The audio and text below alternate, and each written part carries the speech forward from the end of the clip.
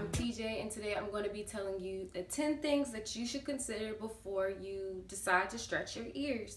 I've had my ears stretched for a total of 5 years now. It took me about 2 years to reach my goal size. This video is not going to be very in-depth. It's more just things that I didn't think about before I started stretching my ears that I wish I would have known. First thing that you should consider is people are going to give you a lot of shit. Seriously, people who you don't know are going to judge you.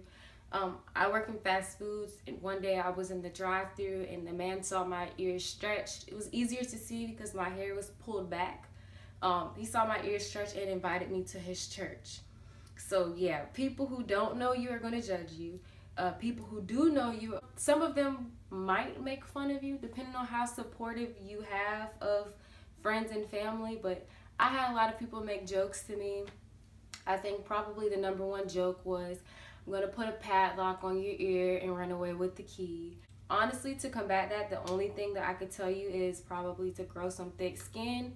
After a while, you'll hear the same jokes and you'll develop a comeback. The second thing that I wish I knew before I started stretching my ears, that yes, they do hurt. And I definitely asked other people who had their ears stretched before I stretched mine, and a lot of them will front and tell you that it doesn't hurt that bad. But I'm letting you know it really does hurt. You will have some nights after you've done a big stretch, and also depending on how long you wait in between the stretches, your ears will hurt, they will throb, and it's just something that you have to go through if you really want it. The third thing that I wish I knew before stretching my ears was that your ear is not really the size of like your jewelry. I'm going to take my tunnel out so I can explain to you all what I'm talking about.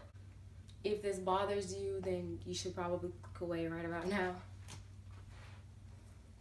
Okay, so here's the size comparison. This is my ear with my tunnel in, and this is the ear without the tunnel in, and as you can see, it's significantly smaller. Also, people ask me if that hurts. No, it doesn't hurt. I've been at this size for quite a few years. The fourth thing that I will tell you is to do your research. Before I started stretching my ears for a good 2 years, I was looking at different sizes. I don't think a lot of people realize this, but the piercings that I have that are stretched are actually in my second hole, because when I was younger, I really love to wear hoop earrings, so that's why I decided to put it in my second ear hole instead of my first, so that I would still be able to do that. Surprisingly enough, these serve as earrings for me now, and I never wear hoops, but I guess that's just something that changed as I got older. Look at different sizes. You should probably look in person, like find someone who has that actual size. Don't look at pictures online, because it's kind of hard to say if those pictures are actually to scale. One piece of advice I could give you is they do have a lot of size charts online that are to scale.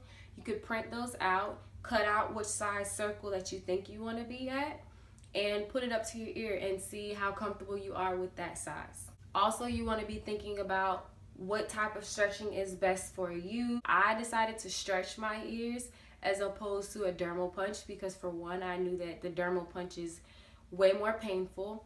And for two, with the dermal punch, they're actually taking a piece of skin out of your ear and it will never go back to the same size. Whereas with these, even though I'm technically past what they call the point of no return, they have shrunken in the past when I didn't have the correct size jewelry. So that's something to think about if you were ever considering to size down. Also, you want to think about your career. Probably wouldn't go any bigger than the size that I am now. I'm a 00. If later on I decide that, you know, I want to be in a corporate world, I might have to get them closed up, or at least wear plugs where you cannot see through. So that's something to think about also. Will your job or your career allow you to stretch your ears? And are you going to be at a size that's small enough so that you can conceal them? It's not widely accepted. I'm not saying that it's right, but I would hate for anyone to miss out on an opportunity because of the fact that they decided they wanted their ears to be beautiful. Number 5, I cannot stress enough. Number 5 is to make sure that you're using quality products. But while you're stretching, you do want to make sure that you are using surgical grade steel. You do not want to stretch with acrylic. A website that I found that is awesome for like body art quality jewelry is a website called bodyartforms.com. I always recommend to people because they just have really good jewelry at really good prices, and you know you're going to get quality stuff. One thing I want to talk about while on the subject is that I got to my size by accident purely because a company did not correctly label their tapers. I'm going to show it to you. Don't ask why I still have this particular taper, but this is the one that I had. It was labeled as a 0 gauge and it was actually a 00, I believe.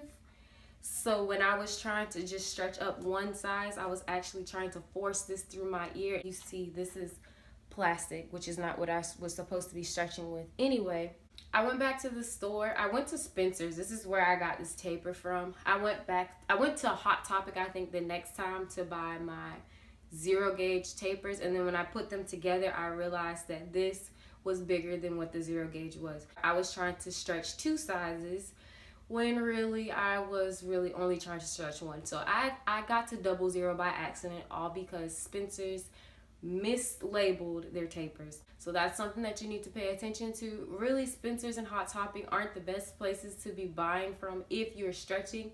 Number 6 is stressing the importance of aftercare. One problem that I didn't really have whenever I was stretching, my ears didn't smell that bad because I washed them a lot, especially once I got to the bigger sizes. But aftercare is really important. Make sure that you're cleaning with antibacterial soap. Make sure that you're keeping your ears well lubricated, especially if you're stretching in the fall and winter times, because your ears can get crusty because of the dry air. So yeah, aftercare is super important. Don't cheap out on the products that you use on your ears because it's technically an open wound and you can risk infection, all because of you didn't want to buy some clear antibacterial soap. Number 7 is that the different sizes carry different types of jewelry. The smaller sizes straight up just don't have as many cool options as the bigger sizes. And that's one of the reasons why I decided to stretch up. My goal size was a 4 and I'm at a 00 because I couldn't like see through the tunnels, and that's really what I wanted in the first place anyway. And also, now that I'm at 00, there's a lot more cooler jewelry pieces because there's more surface area on the plugs and tunnels. So that's something to think about. My goal size was a 4 and I'm at a 00. You are more than likely not going to stay at your goal size. Even now, I flirt with the idea of going up a size, but as of now, I'm going to stay where I am because I'm about to graduate college. I have internships and things like that to get into, so I don't want to make it a hassle to conceal my ears. However, once I get into my career and once I get stable and I'm hoping to own my own business, I'll definitely stretch up. Stretching your ears is very addicting, kind of like any other form of body modification. Number 9, the longer you wait in between stretches, the easier your stretch will be. Stretching to this size was literally like cake. Like, I didn't feel anything because I waited like a good, I don't know, maybe 3 to 4 months before I stretched. In the smaller sizes, the rule of thumb is like you wait 2 weeks between the first stretch, and then you add on like a week in between the next stretch. Stretch from a 20 to an 18, you should wait 2 weeks before you start going from an 18 to a 16. But when you go from a 16 to a 14, you should probably wait 3 weeks. So you add another week on.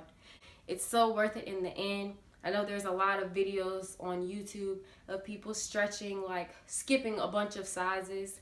In the beginning, I did skip from a 20 to a 14, which is about a 3 size jump. But when the smaller sizes, it's not that big of a deal. In the larger sizes, it is though, because you can get a blowout, which is really nasty. Just Google pictures of a blowout because I'm not looking at them. Also, there's this thing called cat ass. It's when your ear looks like a cat's ass. It's just... My ears do not have cat ass. They're really just stretchy. Just don't stretch your ears too quickly because if you do, you can end up with cat ass and then it just looks nasty. The last thing that I want you to know before you stretch your ears is that they will become a part of your identity and they will look awesome. If I ever go to an event or something or a special occasion when I have to keep them closed, like, and it's not my choice, I don't know, I feel different. I feel off. That's just me. I know when people describe me, they probably say, yeah, TJ with the big ears. Like, it's just, it becomes a part of your identity. So if you're considering doing it, I say go for it. You know, of course, with your parents' permission. I didn't really get permission when I was 16, but anyone else, I recommend get your parents' permission because I went through a lot of hell with that with my parents. So yeah, these are the 10 things that you should know before you consider stretching your ears. Thanks for watching, you guys.